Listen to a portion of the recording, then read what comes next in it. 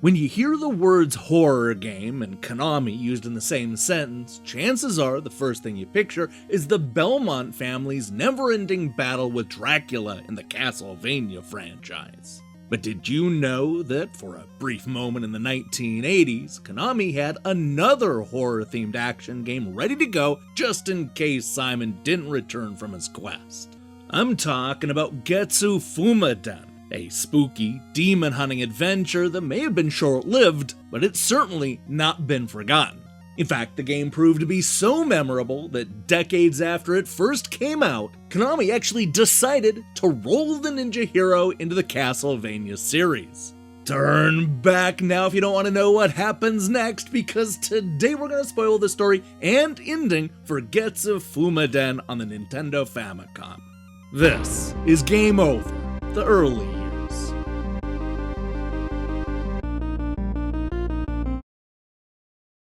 Alright, so before we talk about Getsu Fuma Den, we first need to discuss Fuma Kotaro. If you've heard that name before, then it's probably because he was a legendary real-life ninja that led the infamous Fuma clan and had an iconic rivalry with Hattori Hanzo. Now, if you believe the legends, Fuma Kotaro was born to a human mother and a demon father, which may explain his towering size and ferocious fighting skills. It's also why the famous ninja has appeared in games as diverse as World Heroes, Samurai Warrior 2, and Persona. Hell, even shows up in a Pokemon game. Now, the reason I bring all this up is because Getsu Fuma is based on Fuma Kotaro. The game takes place in the 15th century, specifically during the first year of the Demon Age. We're told that a dragon master named Ryokosuki escaped from hell in an attempt to conquer the living world, which at that time was controlled by the three Getsu brothers. That's bad, but what makes it extra awful is that Ryokosuki actually succeeds. Well, for the most part. The demon lord may have been able to kill both of the older Getsu brothers, but the youngest one survived.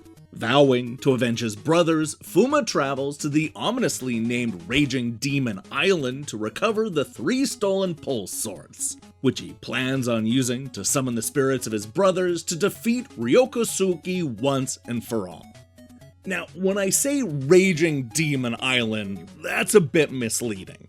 It's actually more of an island cluster. There's of course the large mainland, as well as Ogrehead Island, Prison Gate Island, and Three Necks Island, all of which you can explore in an attempt to collect the swords and power them up. Okay, so the thing you need to know about Raging Demon Island is that it's basically Japanese hell. I mean, you can practically hear the creepy diviner laughing as they welcome you to this nightmare world. And there's good reason for that, because this game is surprisingly long and has a ton of stages. But even with all the chaos, there is some method to the madness. The basic goal is to make your way through the island maze, listen to the undead friendlies, and then complete the bite-sized stages to continue Fuma's adventure. Once you figure out where that sword is being held, you'll fight through a lengthy third-person labyrinth which will lead to one of the smaller islands and have our hero go head-to-head with one of the 3 yokai guardians. If he can defeat the boss, then he'll acquire the sword and repeat the process all over again. Once you've defeated all 3 yokai guardians and reunited the swords, it's time to travel to the top of the main island to Ryokosuki's lair. Thankfully, Fuma is able to break into the Dragon Master's castle and challenge her to a fight to the death, which he easily wins. But watch out, because Ryokosuki has a secret up her sleeve in the form of a giant horned demon made completely out of bones and skeleton heads. It's legitimately horrifying. Thankfully, Fuma is able to overcome this beast, and this is what happens next.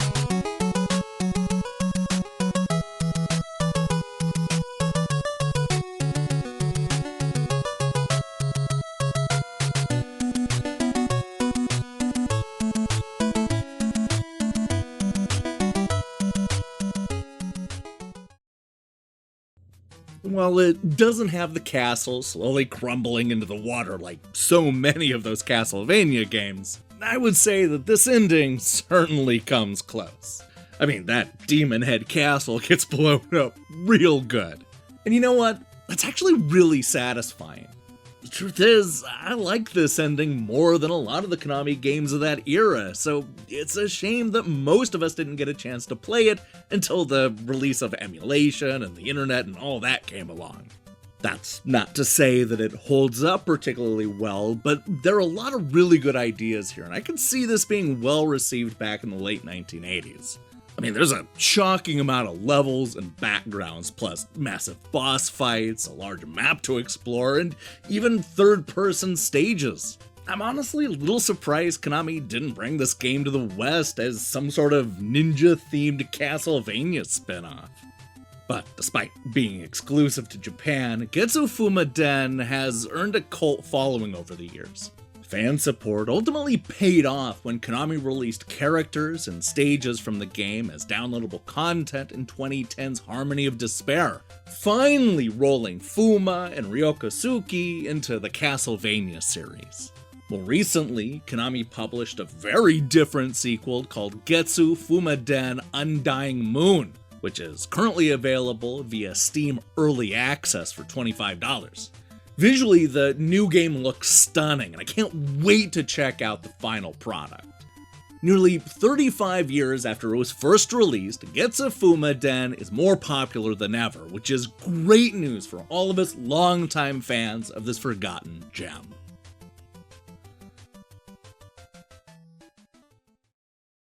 Hey, thanks for watching this episode of Game Over, the early years.